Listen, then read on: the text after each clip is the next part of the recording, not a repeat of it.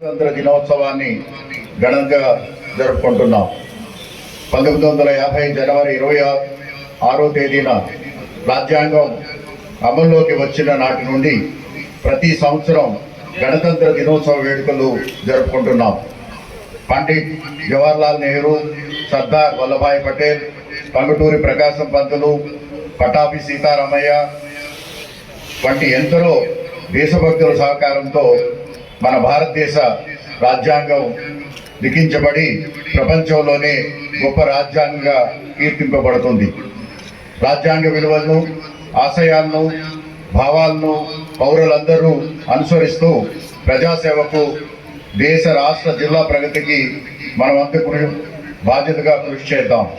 భిన్నత్వంలో ఏకత్వం కలిగిన మన దేశానికి ప్రపంచంలోనే అత్యున్నత రాజ్యాంగాన్ని రూపొందించిన డాక్టర్ బాబాసాహెబ్ అంబేద్కర్ను ఈ సందర్భంగా స్మరించుకుందాం. సున్నప్రాయి, యురేనియం వంటి ఖనిజ సంపదలకు మన జిల్లా ప్రసిద్ధిగాంచింది. పెన్నా నది పరివాహక ప్రాంతంలో 465 చదరపు కిలోమీటర్లలో విస్తరించి ఉన్న లంకమల అభయారణ్యం ప్రకృతి రమణీయతకు, ఎర్రచంద్రం వంటి అరుదైన వృక్ష సంపద, వన్యప్రాణులకు నిలవుగా మారింది.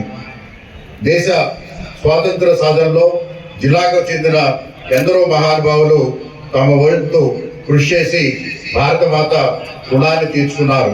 స్వర్గీయులు కుప్పల నారాయణ రెడ్డి, వి వెంకట సుబ్బయ్య, పెడవల్లి బాల ఎల్లారెడ్డి, గుడ్డారెడ్డి గారి శేషన్న, శెట్టివల్లి బాలమద్ది, ఆలూరు ఫకీరప్ప, వేల్పుల సుబ్బయ్య, ఎస్ అశ్వర్ధరెడ్డి, కానాల గంగిరెడ్డి, సింగం శివారెడ్డి, సి బాలిరెడ్డి, పిల్ల వెంకటరామరెడ్డి యొక్క త్యాగాలను గుర్తించి ఈ గణతంత్ర దినోత్సవం నాడు వారిని స్మరిస్తూ వారి కుటుంబ సభ్యుల్ని సన్మానించుకుంటున్నాం.